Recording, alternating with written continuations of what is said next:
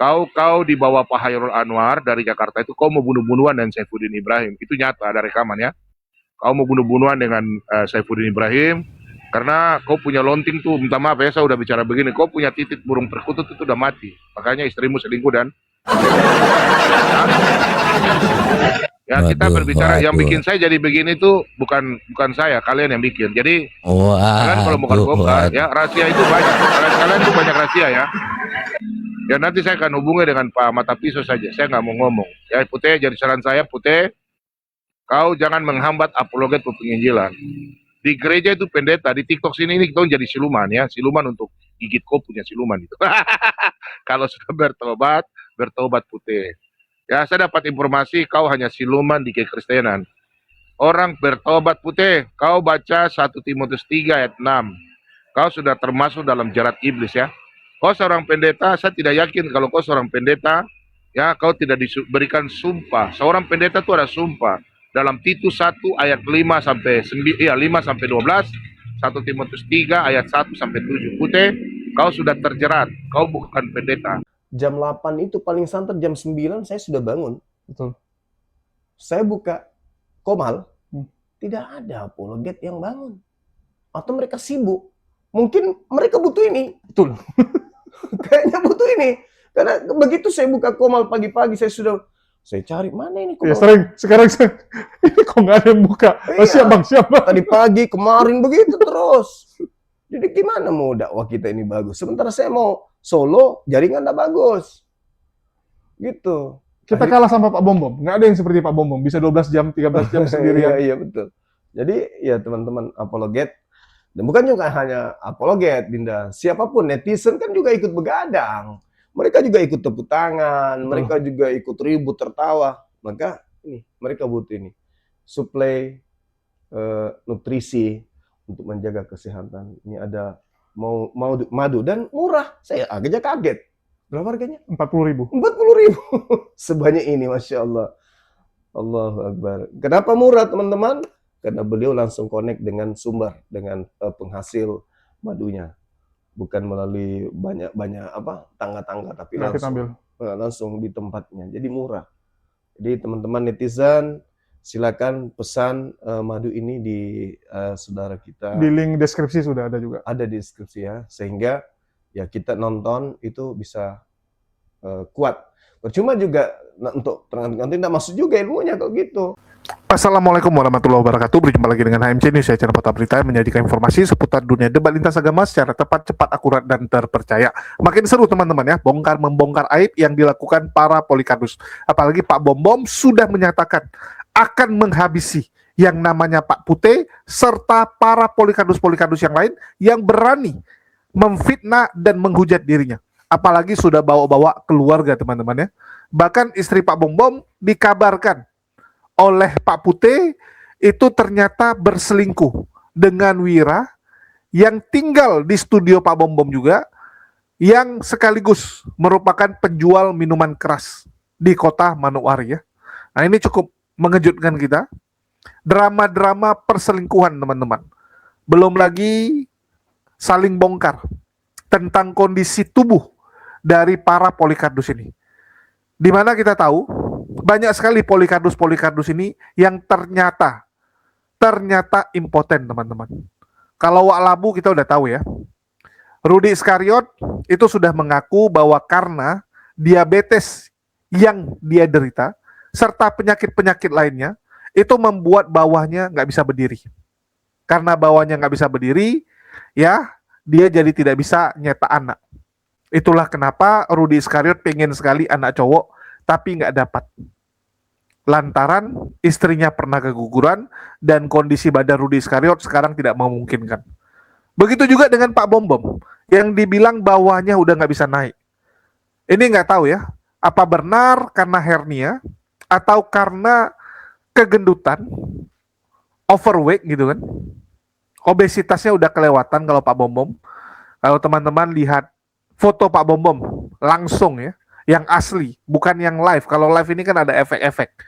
Dari TikTok ini kan banyak filter dan itu pun masih kelihatan gemuk sekali Pak Bom. Aslinya Pak Bom lebih ngeri teman-teman, lebih ngeri. Sehingga mungkin sudah sangat susah untuk Pak Bom Bom memuaskan istrinya. Sehingga Wira dikatakan oleh Pak Putih itu selama 2 tahun ini menjadi pengganti Pak Bom Bom ya. Jadi pinjam burung namanya teman-teman. Pinjam burung. Dan memang di antara para polikardus ini kan yang namanya kumpul kebo, saling selingkuh ya, tukar-tukaran pasangan, itu hal yang biasa. Dan sekali lagi teman-teman, info ini bukan dari kita asal ngomong, tapi dari mereka sendiri yang buka-bukaan. Apalagi dulunya kan mereka teman dekat. Mereka teman curhat. Betul nggak teman-teman? Contoh gini, tentang kehidupan Kores, kehidupan Goldian, saya tahu betul. Karena selain kita dalam diskusi ini teman, kita di dunia nyata juga sering saling ketemu, ngobrol, ya, jadi teman curhat lah. Bahkan kehidupan keluarga Kores, saya yang paling tahu gitu kan. Ada apa-apa, saya jadi tempat curhatnya. Nanti saya tarik Goldian. Begitu juga dengan hidup teman-teman yang lain gitu. Jadi memang Pak Bom Bom dan orang-orang ini dulunya sangat dekat. Dulunya mereka nggak mengira suatu saat mereka akan ribut dan akan terbongkarlah aib-aib mereka. Ini menggelikan sekali dan inilah bukti kebesaran Allah teman-teman. Bagaimana mereka berniat untuk menghujat agama Islam dan kita lihat hujatan mereka benar-benar terstruktur dan sistematis. Tetapi malah Allah balikkan keadaan dengan aib mereka terbongkar oleh teman-teman mereka sendiri, oleh sahabat-sahabat mereka sendiri, oleh orang-orang yang mereka kira adalah saudara mereka, ya. Dan inilah luar biasanya. Bahkan kita tahu Robert Lele teman-teman ya, itu ternyata sudah didatangi rumahnya. Sudah didatangi bapaknya oleh kelompok header-header ini. Dalam hal ini si Yuli ya. Yuli sudah menjumpai bapaknya Robert, tapi bapaknya Robert bilang, lah anak saya sudah besar, nggak mungkin saya atur-atur. Anak saya tuh sampai cetak anak juga gitu, udah jadi bapak juga gitu, gimana diatur gitu. Dia pun pengacara, ngerti konsekuensi hukum dari segala perbuatannya. Nah ini menarik teman-teman. Ya menarik ini, bongkar-membongkar ini. Waduh ternyata teman-teman ya, ternyata sudah sampai ke Manokwari, ya, ke Kupang, waduh bongkar-bongkaran yang gila. Jadi Pak Bom Bom dan Robert Lele ini senasib. Cuman bedanya kalau Pak Bom Bom kemarin dia terkejut, dapat serangan mendadak, nggak sempat persiapan, ya. Padahal menurut Pak Bom Bom kalau sekali lagi datang dia cekek ini orang, langsung dia ikat, ya, dia gebukin mungkin. Dan walaupun Pak Bom Bom badannya seperti itu, ya kita harus akui tenaganya pasti kuat. Dengan badan seperti itu tenaganya pasti lumayan. Kalau tingkatan Pak Putih ya lewat lah Pak Putih ini. Pak Putih ini udah tua juga. Belum lagi Pak Putih ini kalau kita lihat udah berpenyakit. Dan Pak Putih ini ya bukan siapa-siapa, ngaku-ngaku aja gitu kan GAM. Dan sekali lagi ya, dia ngaku bukan GAM teman-teman. Dia ngaku saudara Abdullah Putih. Abdullah Putih itu bukan GAM. Abdullah Putih itu orang PDIP dulunya. Abdullah Putih itu gubernur waktu zaman Bu Megawati presiden. Dan Abdullah Putih ini ditunjuk oleh Megawati karena zaman dulu kan gubernur ditunjuk, belum pakai pemilu, partai yang tunjuk kan. Jadi Abdullah Putih itu dulu mantan gubernur Aceh, terus ketangkap korupsi dan karena namanya Putih juga ya dia jual-jual nama Abdullah Putih ini, Pak Putih ini. Ini biar kalian tahu. Oke, kita dengarkan dulu lah ya bongkar-bongkarannya seperti apa. Dan bagi teman-teman supaya makin seru jangan lupa disiapkan cemilan dan minuman terbaik teman-teman. Saya sarankan ya jangan lupa kalian siapkan madu dari Maudi Madu. Ya madu alami, link pembelian sudah saya taruh di deskripsi. Oke, kita saksikan dulu. Ini ada Pak Bom Bom juga ya mungkin memberi kesaksian. Ini parah lagi kesaksian Pak Bom Bom nih bro, kita dengar. Ya, silakan Pak Bom Bom. Shalom. Shalom bro, sehat-sehat selalu bro. Sehat-sehat selalu juga buat ya. Udah ya. Semuanya shalom ya. Saya cuma mau ini aja tanggapi Putih ini karena udah nggak ada punya jurus. Jadi dia udah fitnah kiri kanan ya. Termasuk masalah istri saya. Putih ini kalau saya ketemu di Jakarta, saya udah siap-siap nanti kalau saya ke Jakarta, Saya langsung proses dia saja. Sudah nggak ada damai-damai lagi, nggak ada. Pokoknya siapapun Anda ya, karena udah terlalu, Pak, udah terlalu. Rekamannya saya udah Kenapa? simpan Kenapa? semua. Ya dia mengatakan bahwa waktu 2 tahun lalu ya, 2 tahun lalu bulan 6, bulan 5 ya, tahun 2024 itu kan saya ke Jakarta urus surat-surat dan saya dipanggil juga kan untuk pelayanan. Nah, saya bawa istri saya. Nah, Ibu Winef ini kan ada jadi saksi saya di Jakarta, temani saya itu. Nah, itu Wira kan tinggalnya di Surabaya. Wira kan.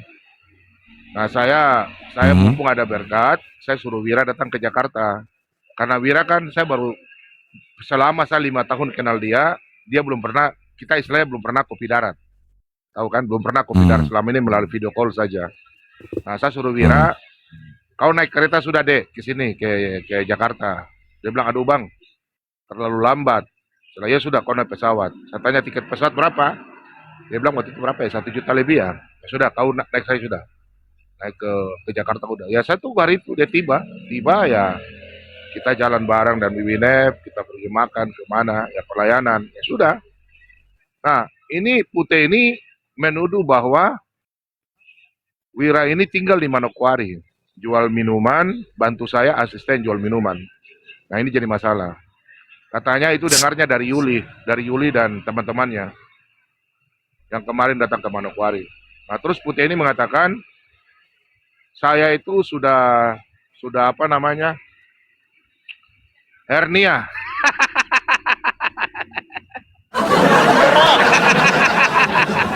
Turun berok Ini. katanya Pak, turun berok. Ya udah beruk ya, pokoknya udah hernia. Kemudian saya itu sudah hernia, kemudian apa namanya, sudah nggak bisa jadi laki-laki jantan lah. Terus selama saya ke Jakarta itu, istri saya itu kan sama saya di Jakarta. Itu yang dia tipu. Kan sebenarnya kan saya dengan istri saya di Jakarta dan Wira kami kan, saya suruh datang Wira ke Jakarta. Nah dia bilang Wira ini ada di studio, jaga studio. Nah studio, jadi kalau selama saya live, Wira dan istri saya itu selingkuh. Jadi selama 2 tahun ini selingkuh, pergi jalan. Pokoknya nih perkataannya si manusia bodoh ini yang ngaku pendeta, padahal saya udah tanya Pak Hairul, dia bukan pendeta. Dia ditugaskan oleh Pak Hairul untuk mewakili Pak Hairul membaptis orang di kampung-kampung. Biasa tuh kita gak usah sebut lah. Kita usah gak usah sebut denom kan, dalam denom kita kan ada begitu. Jadi mereka ini, Putih ini misionaris. Jadi dia ditugaskan, jadi ada otoritas surat dari gereja untuk dia pergi membaptis atas nama gerejanya Pak Hairul. Gembalanya Pak Hairul Anwar. Nah, itu ceritanya begitu bro. Memang itu dibenarkan di dalam satu organisasi dan saya juga pernah mengalami itu sebelum saya mendapatkan itu kan. Nah, itu betul itu. Ya, nah, penginjil ya kan. Benar bro. Penginjil itu atau misionaris, mereka ditugaskan karena gembala nggak bisa masuk di kampung. Dia yang ditugas. Bapak Cici apa itu kah? Tisu kah deh? Apa Bapak Cici? Nah jadi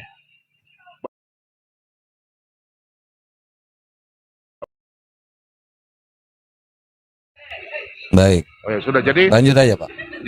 jadi Putih ini mengatakan bahwa Wira ini selingkuh dan istri saya di Manokwari. Jadi memang si Putih ini memang nggak ada punya jurus lagi untuk fitnah. Tapi dia pikir masalah ini, udah bersih nih. Dia pikir masalah ini tuh gampang ya. Ini sudah masalah hukum ya, pencemaran nama baik di publik saya. Dan saya akan proses dia secara hukum. Tunggu Kak Putih ya, kau datang di Jakarta. Kau belum tahu kita ini lahir di Papua. Saya ini lahir di daerah timur ya. Untuk saya sudah jadi hamba Tuhan. Saya bukan gembala, tapi saya melayani di beberapa gereja. Dan kau ingat Putih ya, jangan kau mencoba mancing di air yang keruh. Saya ini sudah bertobat Putih. Untung kau dapat saya sudah bertobat Putih ya. Kau dengar baik-baik ya. Kalau saya belum bertobat, kita orang Sulawesi itu macam-macam kau ini tidak selamat Putih. Saya kasih tahu kau. Ya, orang tahu kalau kita darah Sulawesi itu bagaimana. Ya. Nah, karena Makassar ini abadinu 10 biar tenam malak. Saya kasih tahu kau Putih. Stoplah kau isu-isu saya. Jangan kau ganggu keluarga saya, ya. Saya nggak pernah selama ini ganggu kau punya. Tapi kalau memang istrimu selingkuh, saya sudah punya data, ya. Itu orang semua tahu di Amerika.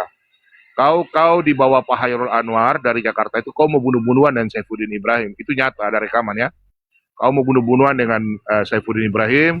Karena kau punya lonting tuh, minta maaf ya, saya udah bicara begini, kau punya titik burung perkutut itu udah mati. Makanya istrimu selingkuh dan ya kita berbicara yang bikin saya jadi begini tuh bukan saya, kalian yang bikin. Jadi kalian kalau mau bongkar ya rahasia itu banyak. Kalian tuh banyak rahasia ya. Ya nanti saya akan hubungi dengan Pak Mata Pisau saja. Saya nggak mau ngomong. Ya Putih, jadi saran saya Putih, kau jangan menghambat apologet penginjilan. Di gereja itu pendeta, di TikTok sini ini kita jadi siluman ya, siluman untuk gigit kau punya siluman itu. Kalau sudah bertobat Putih. Ya saya dapat informasi kau hanya siluman di kekristenan. Orang bertobat Putih, kau baca 1 Timotius 3 ayat 6. Kau sudah termasuk dalam jerat iblis ya. Kau seorang pendeta, saya tidak yakin kalau kau seorang pendeta, ya kau tidak diberikan sumpah. Seorang pendeta itu ada sumpah. Dalam Titus 1 ayat 5 sampai 12, 1 Timotius 3 ayat 1 sampai 7. Putih, kau sudah terjerat, kau bukan pendeta. Pendeta itu harus betul-betul cakap mengajar, dia pimpin keluarganya dengan baik, dia tidak boleh berzina, tidak boleh mempertonton video-video yang kurang ajar seperti Anda. Mulut saya ini kotor Putih, saya kasih kau. Saya masih ada kedagingan. Kalau saya masih ada kedagingan, pasti saya cari harta duniawi Putih. Kau tuduh saya macam korupsi uang, kau bilang data-data, ada rekaman CCTV. Saya tunggu sampai sekarang Mata Pisau. Mereka bilang saya ada punya rekaman CCTV. Saya mengambil uang di Jakarta untuk korupsi uang anak Batak. Dulu orang yang marah saya masalah anak Batak, itu Mata Pisau, saya masih ingat. Tapi beliau cuma 1 kali tegur saya. Dan itu saya terima, saya tidak pernah marah. Dan saya juga tidak pernah uang masuk dalam rekening saya. Beliau juga tahu uang tidak pernah masuk rekening saya. Kalian tuduh saya makan uang. Herder, Reda Marbun, kau sadar bertobat, ya. Putih, kau jangan macam-macam Putih ya. Kau jangan merusak, memfitnah kiri kanan. Kau fitnah semua orang. Sekarang kau fitnah lagi Mata Pisau lagi, pukul, minta maaf ya, kekerasan dalam keluarga rumah tangga. Kau fitnah keluarganya. Memang kau tidak punya pekerjaan karena memang tahu itu seorang pendeta tidak boleh mengucapkan kata-kata itu, ya.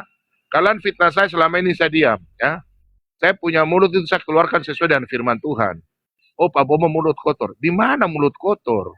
Kecuali kalau saya maki kau, kau punya pribadi, itu boleh. Ini kan saya bilang pengajaran itu dan babi, ya. Makanya kalian itu memang kalian dibilang herder. Herder itu tidak menyalak. Dia punya tuan melakukan dosa, dia tetap jilat-jilat dia punya tuan itu. Ya. Jadi tolong ya teman-teman semua, tinggalkan channel-channel yang kayak Reda Marbun, Putih, Sabto, itu murtadin yang tidak bertobat. Carilah murtadin yang betul-betul melayani Tuhan. Seperti ibu siapa namanya itu yang dari Makassar, ibu siapa lagi Bu Binep? Kristiania itu Ya, Pendi Christina. Aceh. Nah itu Pendi Aceh itu yang baik, benar itu murtadin itu yang perlu dibantu. Jangan Putih mantan gam ya. ya yang makan uangnya Masa sih? Koltang ya. Iya, mantan gam dia Masa ngaku sih sama dia Koltang. mantan gam? Iya, Mantan mantan gam. gam dia. Iya, mantan dia gam. tugasnya di Paul Sangko. Paul Sang ya katakan. Kalau saya menurut saya dia bukan seorang mantan gam, biasa aja sih, hanya ngaku-ngaku aja. Bodoh kayak mungkin Putih aja ya. gitu. Ya, karena kalau dia nggak, karena ya dia mirip dengan nama dari petinggi gam lah. Jadi saya kira Putih itu bukan siapa-siapa sih. Itu hanya untuk cari nama aja. Terus begini bro, mereka kan fitnah saya ada jual minuman. Nah jual minuman itu yang Yuli kemarin datang, kan Yuli makan di sini nasi kuning ini. Ah, nih saya akan lihat ya, nggak bisa besar ya. Oh nggak bisa ya. Itu ya bro, itu sana yang jual minuman sana. Toko yang jual minuman sana. Itu orang besar punya itu. Itu orang besar punya. Ya dia punya anak anggota dewan lah. Itu dia yang punya itu. Nah ini toko-tokonya, ini yang kantor DPD. Ini rumah saya depan jalan. Nah ini. Rumah saya dari pagar yang ini Putih sampai ke sana. 25 meter. Nah itu. Jadi saya jalan ke sini. Ini abang saya punya usaha. Ini Bapak Evangelis ini. Irken Evangelis ini. Nah ini. Nah. Jadi mereka, saya lagi sementara di warung ini lagi duduk-duduk. Lagi biasa minum teh dan mencari makanan. Mencari makanan dari situasi biasa. Nah, jadi memang teman-teman, apa yang difitnahkan, mereka tuduhkan kami apologet, mereka itu ya penghalang pemberita firman. Mereka bilang RK lah cari uang. Itu haknya orang. Kecuali kalau bantu kau dalam penjara, bantu kau siapa suruh kau tidak jaga diri sampai masuk penjara, itu urusan Anda. Kemudian Anda mau siapa yang mau menipu? Kalau orang membantu, sedangkan Edi saja bikin rumah apologet, dia kasih sewa-sewa, bukan rumah apologet. Namanya rumah apologet, di situ harus ada semua yang berapologet di Amerika tampung. Oh, hamba Tuhan tidak perlu tinggal di hotel. Nah itu.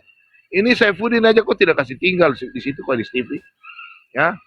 Jadi gitu ya, kita ini nggak pernah minta uang beli rumah, beli mobil, apalagi beli celana dalam kayak Edis. Edis, kau bertobat ya Edis. Saya udah tangkap kau. Kau Piatul, kalau kau nonton ya, kau jangan mulut besar kau, baby sister kau itu. Ya. Baby sister. Kau jangan jilat-jilat Edis, kau cebok-cebok terus, karena kau di Amerika tuh baby sister, jangan kau cebok Edis lagi. Kau stop. Ya. Kalian semua tuh top dulu di saya punya YouTube. Sekarang kalian bikin kampung gila-gila lagi. Edis, kau kalau blow on, kau jangan mengajar. Kalau kau melakukan penyerangan, kami nggak pernah ganggu. Kau dari bulan 8 sudah kurang ajar, ya.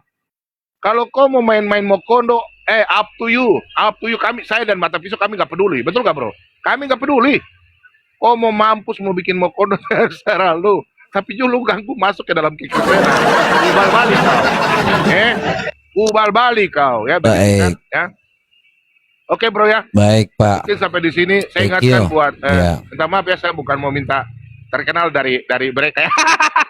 Saya mau live di sini. Makasih ya gitu ya. Semuanya ya Nanda Tuan ya. Pak Bom Terima kasih banyak ya. Baik. Kalau kata-kata salah kasih, jangan Pak. dengar room Reda Marbun. Itu room bukan pengajar mendidik, itu iblis semua di dalam. Tinggalkan channel Pak iblis. Bom. Itu yang ya silakan Buan.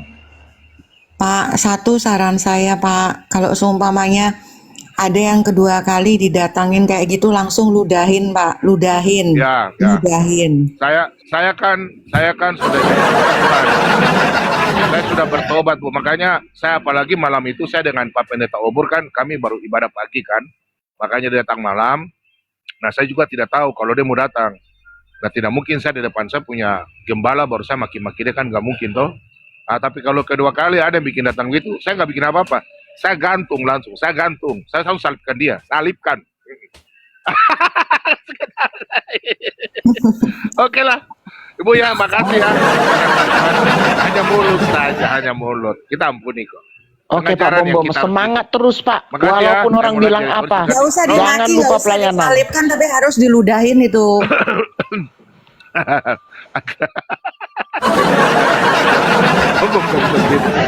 Oke ya, Pak Robert. Baik. Makasih ya waktunya. Terima kasih Pak Bom ya. Oke, Tuhan Pak Yesus Bom, memberkati selalu. salam. Sehat-sehat. Salam. Ya, God bless you, Pak Bom.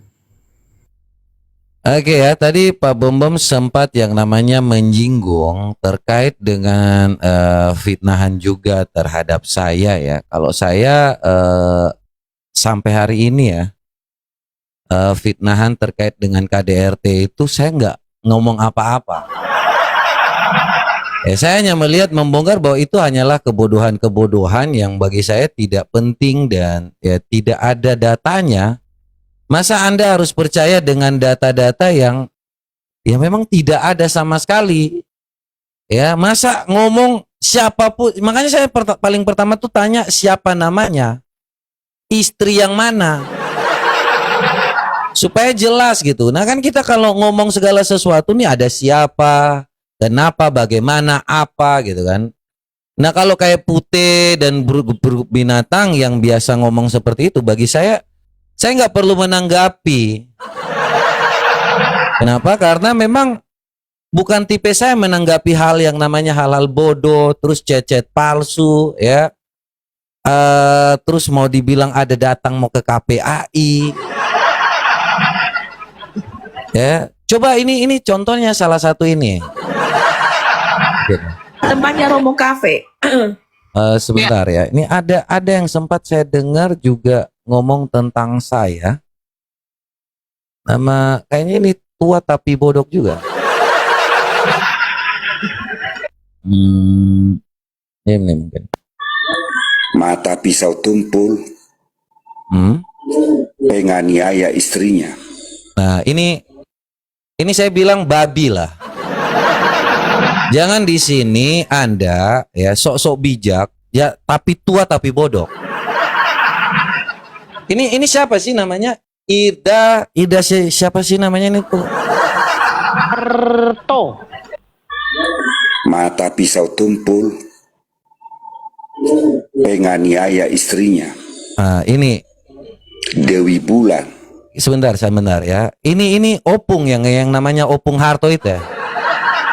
Iya, iya. Jadi ini saya kasih tahu Opung Harto yang bodok ini. Jangan jadi babi kalau Anda tidak ngerti apa-apa. Jangan kau coba-coba cari tahu. Nanti saya cari tahu kau. Kau ini tua tapi bodok. Ya, ini kayaknya pernah naik ke sini terus sok jadi bijak ya. Tapi di sini dia tidak tahu yang namanya bicara apa, ngomong apa. Saya penganiayaan terhadap siapa, weh? Binatang.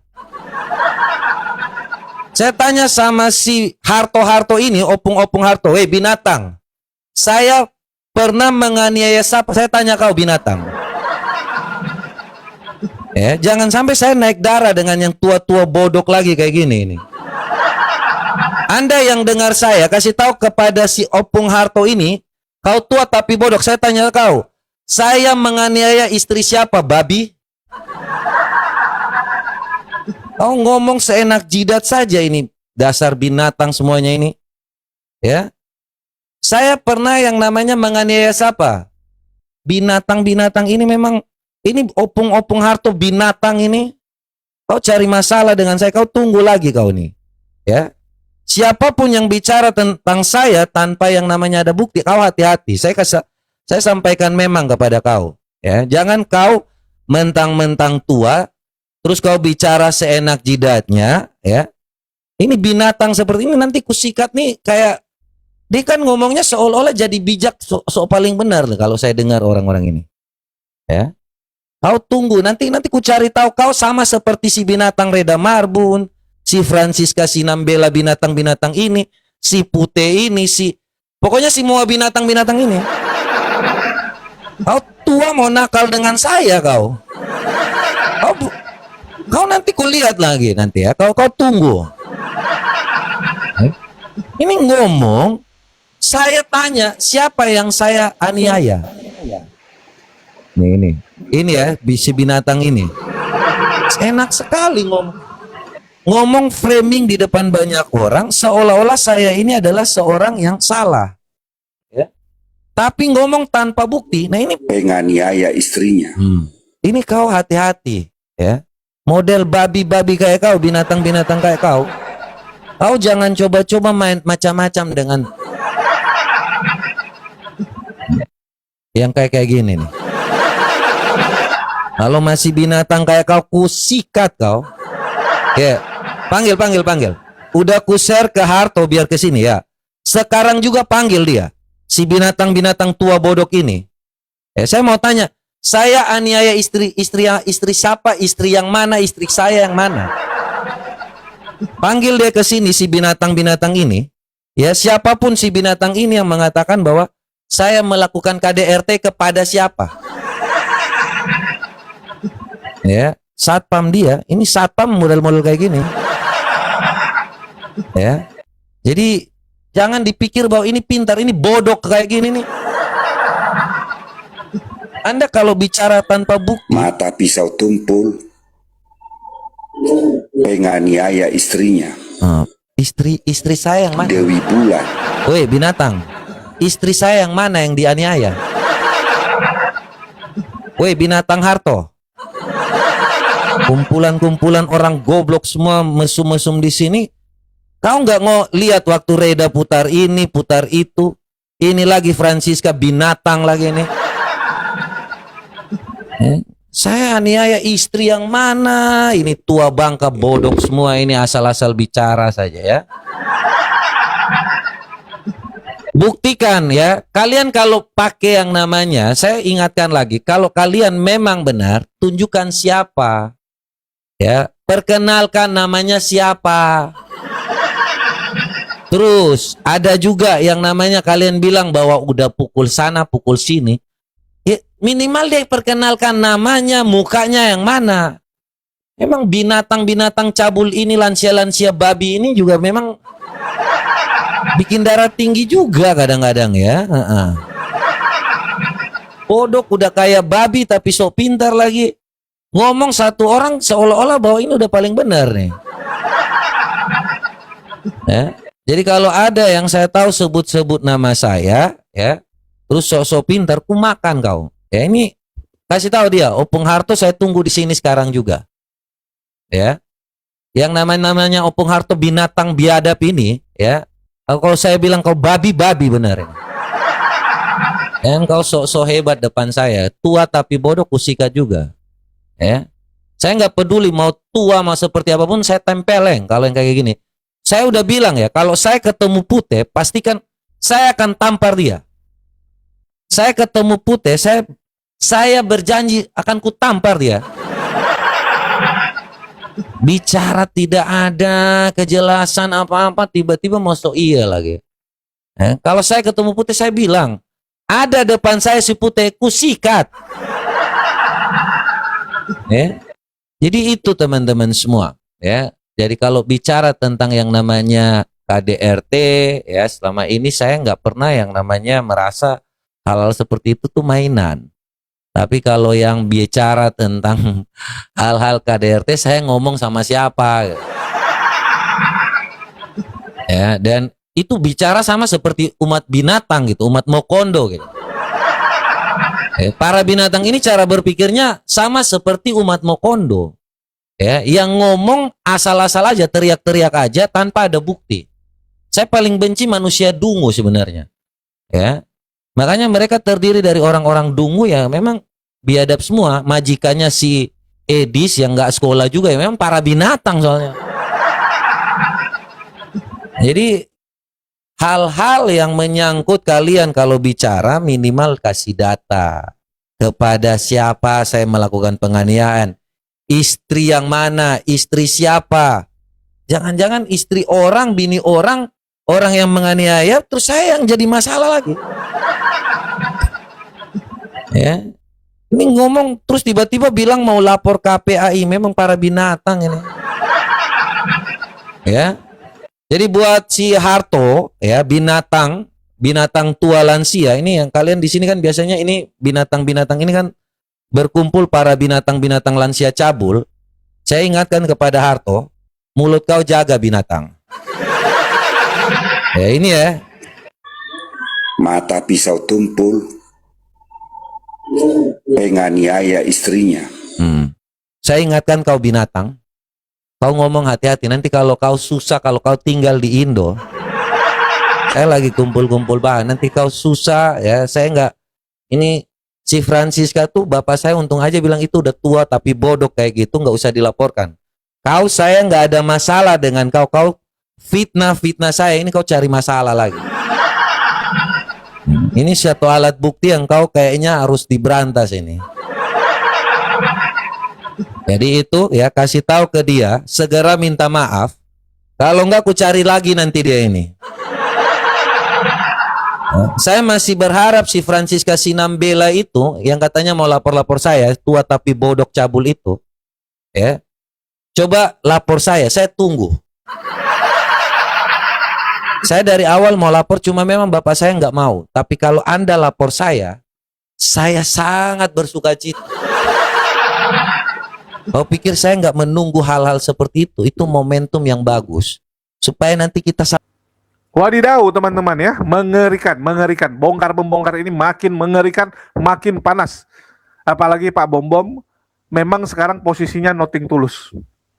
Mau ngapain lagi? Sudah terbongkar semua. Ya sudah, habis-habisan. Kan begitu.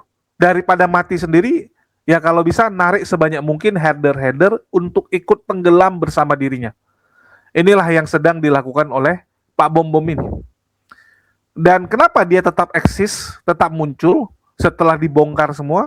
Ya karena memang mereka ini cari makan di sini, teman-teman. Para polikardus ini kan berharap dari donatur. Mereka menjual nama pelayanan gitu.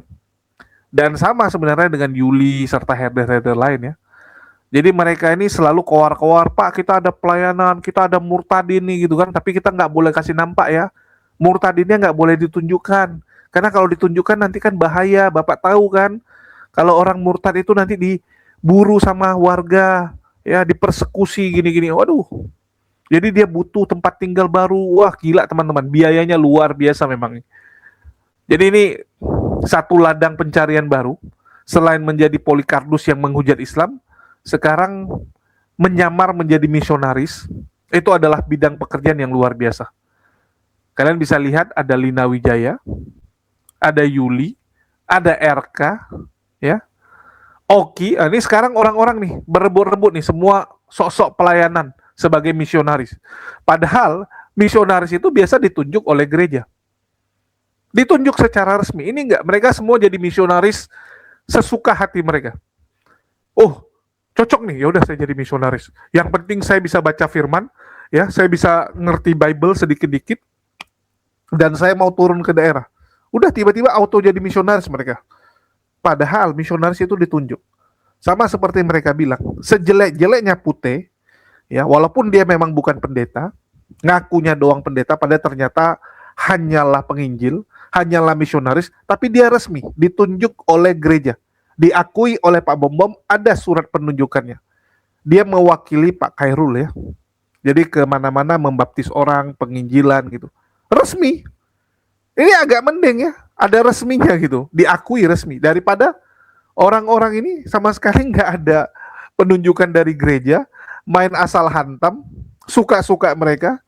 Yang penting apa? Biar kelihatan, wah saya ini penginjil loh, saya ini ke daerah loh gitu kan. Sama seperti yang dilakukan Effendi Usman juga. Effendi Usman dan JDP itu ke Nias teman-teman sama Mentawai, itu mewakili siapa? Cobalah saya tanya. Denominasi gereja banyak. Ini ujung-ujungnya kan kalau ada orang murtad mereka jadikan komunitas. Nanti mereka tinggal tawari gereja kan. Pak, ini ada murtad ini. Saya taruh di gereja Bapak ya. Berapa kira-kira bayaran nih Pak? Soalnya kemarin kita ke sana ongkosnya sekian. Kita bayarin kos dia karena dia diusir dari rumah. Kita bayarin ongkosnya juga, makannya, sebagainya gitu. Oh nggak bisa, gereja kita miskin. Ah ya udah, pindah ke gereja lain. Jadi tinggal ditawarkan ke gereja-gereja nih teman-teman. Pak ini ada murtadin nih Pak. Ada domba baru nih, siapa yang mau domba gitu kan? Apalagi denominasi banyak. Tinggal keliling, tawari. Siapa yang berani bayar mahal, disitulah ditaruh jemaatnya. Disitulah ditaruh domba ini, yang murtadin ini. Ah Islam juga ada, mana bisa teman-teman? Islam nggak ada ya. Di masjid, ya kita, siapapun yang mensyahadatkan, dia mau sholat Jumat di mana, ya mana bisa kita atur teman-teman. Ini yang disyahadatkan Bang Juma udah ratusan orang, ribuan. Kalau dari awal. Bang Juma tahu nggak mereka Jumatan di mana? Iya enggak. Terserah mereka mau Jumatan di mana. Nggak ada kita bawa, oh ini mualaf nih taruh di Jumatan sini. Nggak ada teman-teman. Beda dengan mereka. Murtadinnya ditaruh, tertanam di mana ya? Ditanam gitu, kayak tumbuhan gitu. Kayak pohon. Jadi harus ditanam di gereja ini, yang ini taruh di sini gitu kan. Dan ini pekerjaan sekarang mereka anggap sebagai ladang pencarian yang luar biasa. Mereka sebut mereka penjala ikan gitu kan. Habis menjala ikan, nanti ikannya tinggal dijual lewat pedagang yang mana. Pedagang mana yang berani tampung paling mahal ikan-ikan yang mereka dapatkan. Sama kayak nelayan kan. Setelah berhasil dapat ikan, kan mereka lelang ikannya.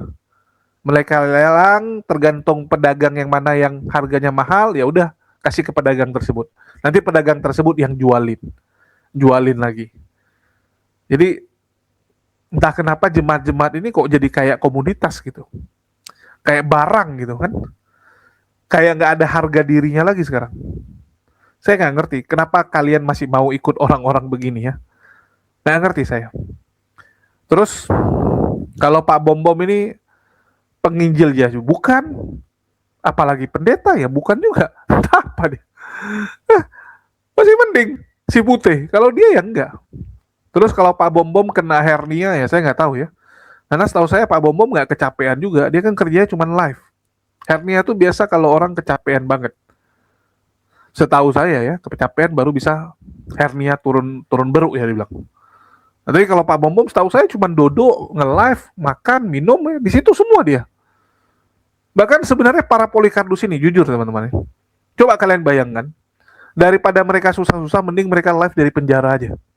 Para penghujat-penghujat ini kayak Edi Sofyatul gitu kan, lari-lari ke luar negeri capek-capek, ngapain? Mending di penjara Indonesia. Buktinya bisa live juga tuh. Rudi Simamura live kok, masuk Komal dia. Betul nggak? Mending mereka live dari dalam penjara daripada keluar negeri capek-capek nggak bisa makan Indonesia. Kalau di penjara kan masih mending. Toh mereka hidup mereka juga nggak bersosialisasi kok. Cuman di kamar aja. Coba lihat Pak Bom Bom tuh. Cuman rumahnya sama di depan rumah. Mainnya kan cuma di situ-situ aja dia. Karena kenapa? Pagi siang malam live. Pagi siang malam. Saya sampai bingung lihat mereka nih. Apa nggak ada kehidupan lah gitu. Tapi itulah yang terjadi teman-teman. Dan kalau kita kan cuma memberitakan ya, sekali lagi tujuan kita di sini menampilkan supaya teman-teman Kristen tersadarkan. Ya janganlah kalian mau dibohongi oleh orang-orang seperti ini. Janganlah kalian mau dimanfaatkan lagi sama orang-orang gini. Kasihan saya lihat teman-teman Kristen. Jujur ya, saudara saya, teman-teman dekat saya banyak yang Kristen. Saya sedih melihat bagaimana agama Kristen sekarang dipandang. Yang sebelumnya dianggap sebagai agama yang paling royal dalam memberi sesuatu. Ya, suka membagikan makanan, bantuan gitu. Tiba-tiba sekarang dianggap sebagai agama yang kasar. Agama yang suka maki orang. Agama yang jahat gitu. Gara-gara Polycarpus. Nah ini yang saya nggak terima sebenarnya. Ya, itulah kenapa kita akan terus melawan para Polycarpus ini teman-teman. Kita akan terus menunjukkan kepada dunia bahwa ada yang salah dengan kekristenan saat ini karena begitu gampangnya para Polycarpus ini muncul di media sosial. Oke, sekian dari saya. Makasih nih buat teman-teman semua. Jangan lupa ya di check out Maudi Madu. Dan bagi teman-teman sedikit pengumuman juga ya.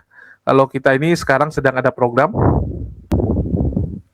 Kita sedang ada pembangunan ya, sebuah sekolah mualaf. Tapi nggak dibangun juga sih. Kita sewa teman-teman soalnya ya. Tapi kita lagi rapi-rapiin. Ya, jadi kita sedang membuat yang namanya Sekolah Mualaf HMC. Ini mengacu kepada apa yang ada di Semarang, yang sudah berhasil kita kerjakan ya. Jadi ini Sekolah Mualaf yang ada di Semarang, di mana mereka, para mualaf ini bukan bersyahadat saja, tetapi selain diajarin sholat, ngaji, mereka tuh benar-benar harus belajar karena ada bukunya, ada PR-nya. Beda dengan kajian. Kalau kajian datang, dengar, pulang gitu. Benaran dengar atau tidak pun kita nggak tahu. Tapi kita maunya para mualaf ini belajar karena harus ada PR-nya, harus ada ujiannya biar kita tahu mereka ini benar-benar belajar atau tidak. Jadi kita buat seperti itu. Dan selain jadi tempat belajar, ini juga jadi tempat mereka curhat, tempat shelter penampungan para mualaf seandainya mereka butuh tempat perlindungan. Terus juga di sini jadi sentral ekonomi. Madu yang kita jual sekarang akan kita pindahkan ke sana ya. Jadi kita akan kasih ke para mualaf untuk mengerjakannya saja supaya mereka ada penghasilan. Selain madu kita juga akan jual barang-barang yang lain nanti ya. Seiring waktu ya kita tambah lah. Dan nanti kan mualafnya juga tambah banyak. Jadi butuh pekerjaan-pekerjaan yang jauh lebih banyak juga. Jadi kita buat di sebuah rumah yang kita sewa. Ya ini rumahnya. Ini barang dari pemiliknya sudah diangkat. Ini sudah kosong. Jadi kita lagi mau bersih-bersih besok teman-teman. Jadi besok sama minggu kita mau ke sana untuk ngecek sekaligus bersih-bersih. Dan di belakang ini kan kosong ya. Ini mau jadi dapur. Ini terbuka jadi mau kita tutup. Karena kalau enggak masuk air kalau hujan. Ya, kasihan gitu kan. Hujan-hujan masuk air. Jadi kita mau tutup dulu. Besok mau panggil tukangnya untuk ngecek kena berapa dan kalau bisa langsung dikerjakan.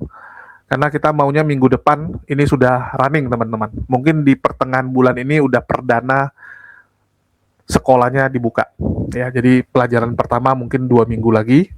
1 minggu ini kita mau fokus bersih-bersih, beresin ya, karena mau nyediain karpet, terus meja-meja juga kan, harus ada meja, terus kita udah cetak spanduk juga, dan ya beberapa hal-hal yang lain lah, yang kecil-kecil itu capek teman-teman, yang kecil-kecil itu nggak terasa tapi capek gitu. Ini aja saya mikir besok mau ngepel ke situ tuh kayak malas banget gitu, mau bayar orang sayang duitnya, ya sudahlah ngepel sendiri gitu. Pengennya para mualafnya yang bantu ngepel, bersihin gitu kan, cuman belum ada.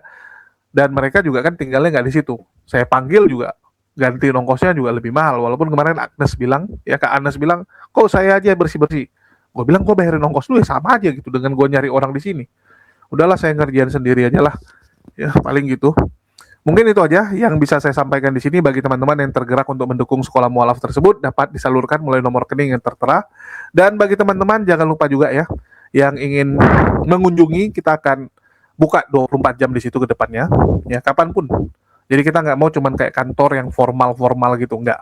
Ini benar-benar jadi kayak rumah tempat teman-teman bisa silaturahmi, bisa lihat langsung juga gitu kan aktivitas-aktivitas yang kita lakukan. Oke, sekian dari saya. Makasih buat teman-teman semua. Di akhir kata saya ucapkan wassalamualaikum warahmatullahi wabarakatuh. Sampai jumpa di lain kesempatan.